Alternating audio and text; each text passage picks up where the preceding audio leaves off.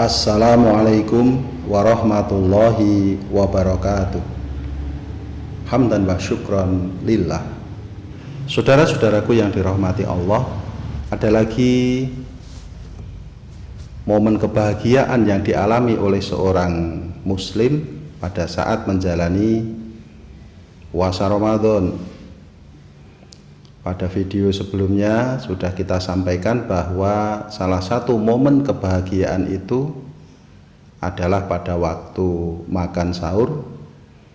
Nah, kali ini kebahagiaan itu pada saat berbuka puasa. Nabi Shallallahu Alaihi Wasallam pernah bersabda, "Lis-shaimi farhatani, farhatun inda fitrih wa farhatun inda liqa'i rabbih."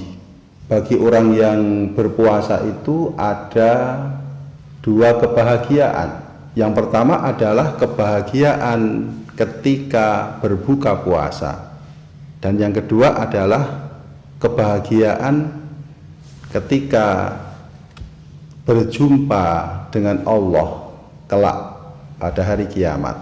Kebahagiaan pada saat berbuka puasa memang kebahagiaan yang tiada tara, luar biasa, tidak tergantikan oleh kebahagiaan apapun, karena datangnya waktu berbuka itu memang sangat ditunggu-tunggu.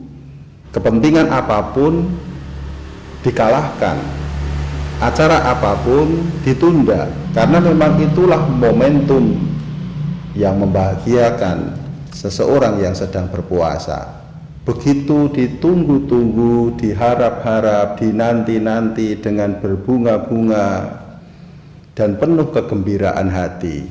Kegembiraan seperti itulah yang nanti juga akan didapatkan orang yang berpuasa inda liqa'i rabbih, ketika nanti berjumpa dengan Tuhannya, dengan Allah Subhanahu wa Ta'ala.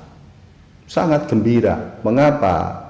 Bahwasanya puasa itu disebut dalam hadis qudsi, fa innahu li wa ana ajibihi.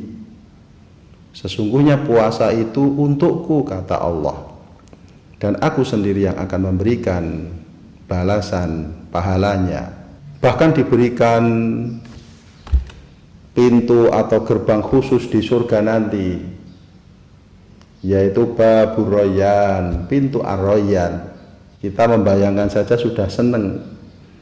Kita di dunia ini seandainya datang ke suatu acara, disambut dengan sambutan khusus, dibuatkan spanduk, ya, selamat datang Pak Lukman misalnya. Oh, betapa senengnya kita. Nanti kita di surga, orang-orang yang berpuasa insya Allah akan diberikan gerbang yang khusus oleh Allah, babur royan. Maka itulah mengapa waktu berbuka itu sungguh merupakan momentum yang sangat membahagiakan bagi umat Islam yang sedang berpuasa. Maka nasihat Rasulullah Sallallahu Alaihi Wasallam, la yazalun nasu bi khairin ma'ajjalul fitra. Manusia itu akan selalu dalam kebaikan selama mereka menyegerakan berbuka, karena momentum kebahagiaan itu segera dinikmati oleh orang-orang yang berpuasa. Lalu bagaimanakah buka puasanya Rasulullah Muhammad Sallallahu Alaihi Wasallam? Ada hadis yang diterima dari sahabat Anas radhiyallahu anhu yang diriwayatkan oleh Imam Abu Dawud dan juga Hakim, dan juga dari Imam Tirmidzi.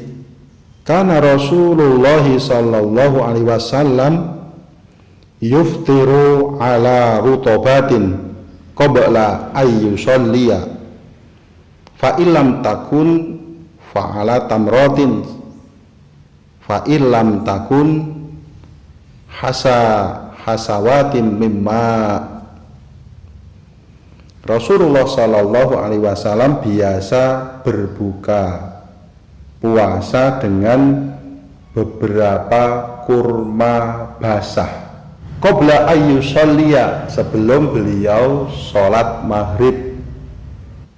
Nah, jadi kalau kita ingin mencontoh Rasulullah persis seperti ketika beliau berbuka puasa, begitu masuk waktu maghrib kita segera membatalkan puasa kita dengan beberapa teguk air, kemudian dilanjut dengan makan kurma kalau ada juga kurmanya yang rutop, kalau nggak ada ya kurma apapun, kalau nggak ada ya apa makanan yang ada di depan kita, baru kemudian kita sholat maghrib.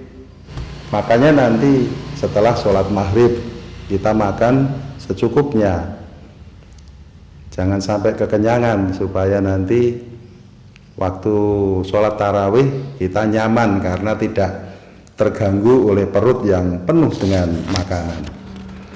Jamaah yang dimuliakan Allah, dianjurkan juga kepada kita untuk berdoa. Di tempat kita sudah memasyarakat doa yang biasa dibaca, biasanya Allahumma laka sumtu wa bika amantu wa ala rizkika aftartu dhahabadh dhama'u wabtallatil uruku wa thabatal ajru insyaallah.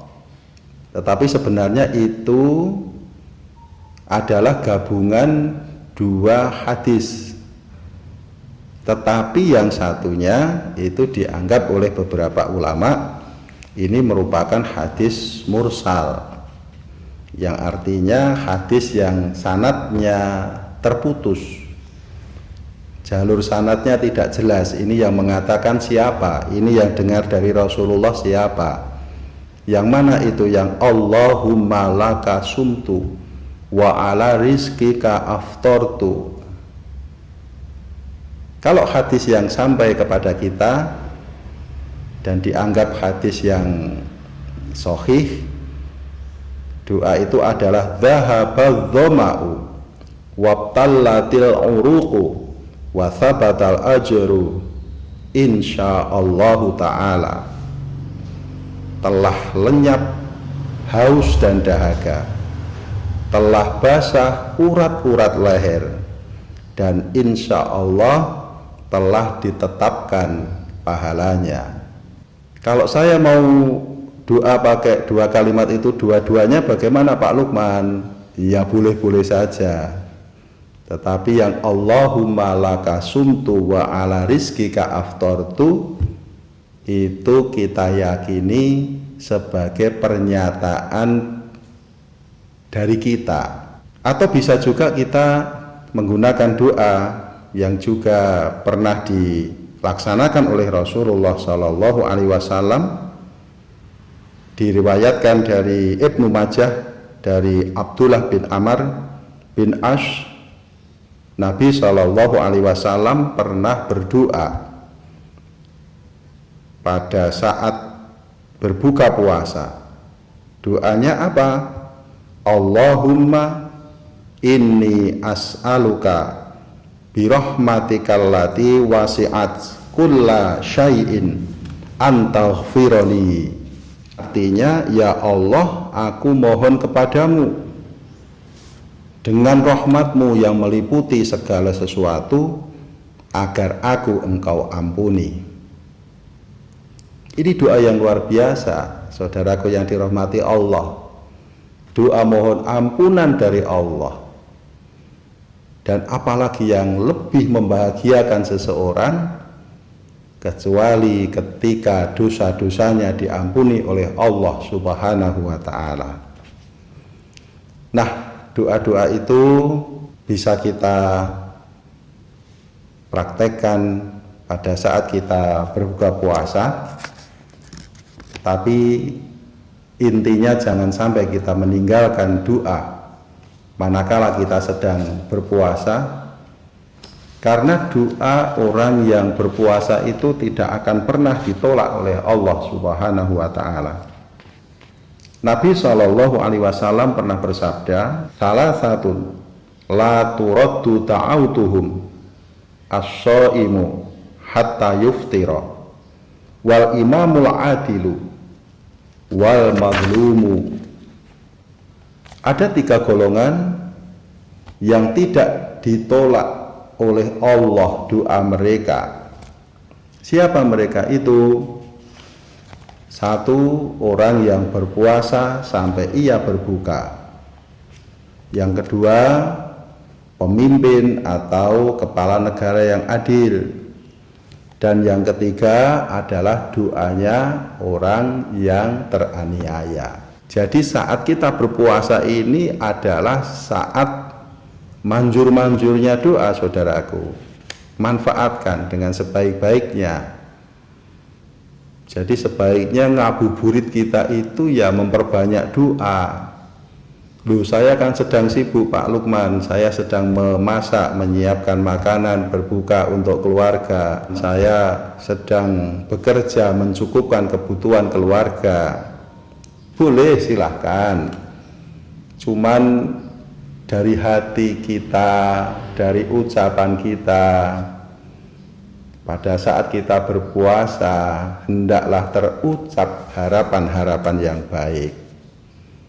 Sambil memasak, dari lubuk hati kita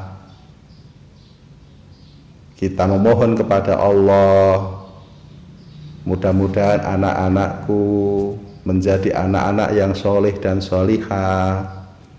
Semoga mereka diberikan kehidupan yang baik oleh Allah, diberikan penghidupan yang baik, diberikan jodoh-jodoh yang baik.